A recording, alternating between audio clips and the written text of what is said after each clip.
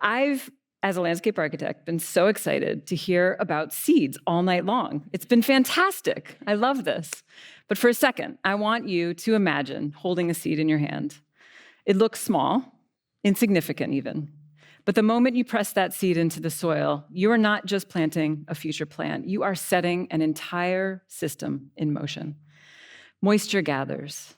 Fungi awaken underground. Microbes begin their work. Roots anchor and filter.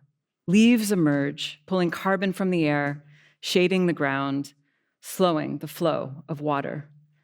Insects arrive. Birds follow. Mammals find food and shelter. And slowly we benefit in ways we rarely notice: cleaner air, richer soil, steadier climate, deeper connection to place. A single seed sets in motion a cascade of interconnections: hydrology, biology, microbiology, climate, and directly supports our own health: physical, mental, communal, societal. But when we sever ourselves from this interdependence, when we design as though we stand apart from nature, we lose those connections. We don't just harm ecosystems, we harm ourselves. This is not just poetic thinking. There are big thinkers with big frameworks who've helped us to understand the forces at play today. Donella Meadows, systems thinker and co-author of Limits to Growth, connected economics and growth theory to planetary capacity. She showed us that the Earth functions as a complex, interdependent system where small, well-placed interventions can ripple outward and transform the whole. She called these tipping points: moments when ecological or societal systems suddenly shift into new states of balance or collapse. Half a century later, we are living in what she foresaw.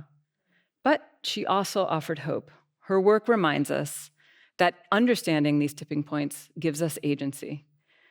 She wrote, "The most powerful leverage point in a system is to change the paradigm out of which the system arises." At the Butaro Hospital, Dr. Paul Farmer, a fellow gardener for a long time, gave us our first leverage point and helped us to enable a paradigm shift in design. This is the idea of accompaniment. He describes this as walking with the patient, sticking with a task until they deem it complete, not when we do. That idea of proximity, listening, and shared responsibility has shaped everything we've done since. Lately, I've been wondering, what if we expand that thinking? What if we not only accompany communities, but also the natural world? How do we recognize the extent to which we've marginalized nature and begin to repair that relationship? What if we not only accompany humans, but the more than human world? We're testing what that looks like in practice. In Lima, in the Democratic Republic of Congo, we were asked to build a school, but the project became so much more. We found beautiful craft in the tiny villages throughout the extremely rural landscape, so far removed that it takes 3 days of travel and 6 hours on the back of a motorcycle. Clearly, importing materials was not an option. This very condition forced us to understand how the intelligence and skill of carpenters, masons, weavers, and elders could help us build this new community asset from materials within walking distance. The masons taught us that termite mounds were the best source of adobe, because termites have perfected how to add plasticity through digestion to soil over thousands of years. Using local rules of harvest, we learned how much we could take without harming the colony. Working with engineers, we added a locally harvested oil that made the blocks 20% more durable. The school became a proof point. When design listens deeply to context, it can regenerate both community and ecology. We carried that learning into the Rwanda Institute of Conservation Agriculture, RICA, where a campus was designed not just to house classrooms, but to embody regenerative agriculture itself. Over the last 30 years, the population growth and expanding farmland have cleared Rwanda's wetlands and hillsides faster than they can regenerate. And yet, during the same period, we've learned that healthy ecologies in proximity to agriculture increase yields by as much as 40%. The question we faced was urgent. How can each field support as many people without destroying the ecological systems that enrich it? Here's what's so exciting about this project. It starts to repair something that we've dangerously undone throughout the world: We've separated agriculture from ecology, treating food production and natural systems as if they were unrelated. It's crazy. It's a crazy idea to think that these two things don't have something very deeply to do with each other. That divide has deepened food insecurity. It has pushed us towards chemical fertilizers, further depleted our soils and waters. Let's dig into that for a second. Agriculture is how we use the fertility of the land to grow food. Ecology is the natural state of the landscape where beautiful and critical systems make that land fertile. They were never meant to be apart.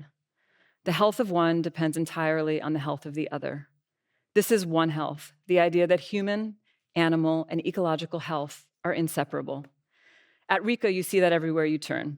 We organize the campus so that clean water, healthy soils, and intact habitats are as central to productivity as classrooms or crops.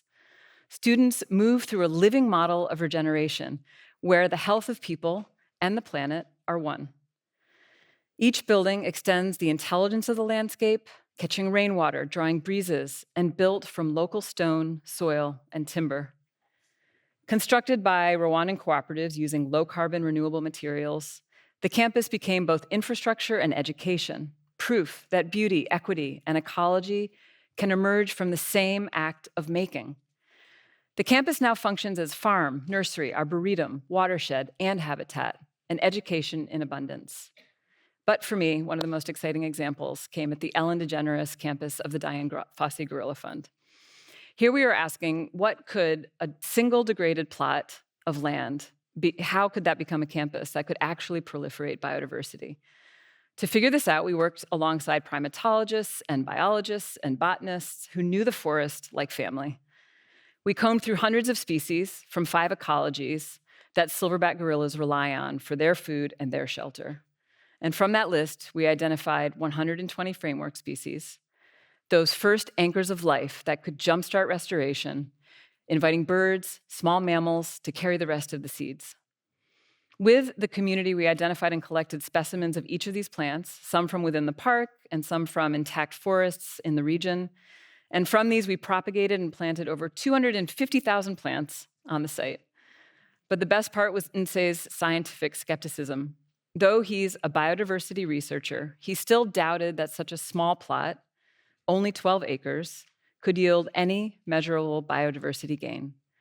But as scientists do, Fossey's team immediately began measuring the minute we stopped planting. And they continue today. The campus has become a training ground for conservation scientists who also measure and count the biodiversity in forests of Congo, Uganda, and Rwanda. 18 months later, Nsei Deo and the entire team were convinced.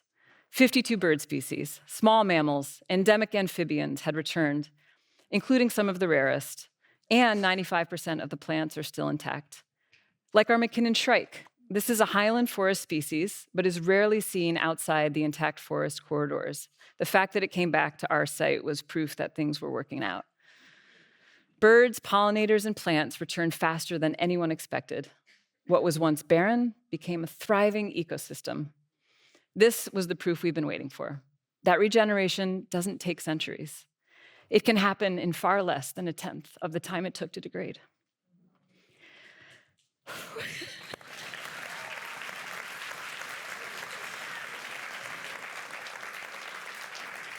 Thank you.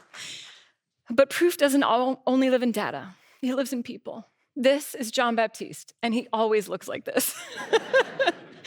He and I have been gardening together for 15 years. He gardens now at the University of Global Health Equity at Butaro Hospital in Rwanda.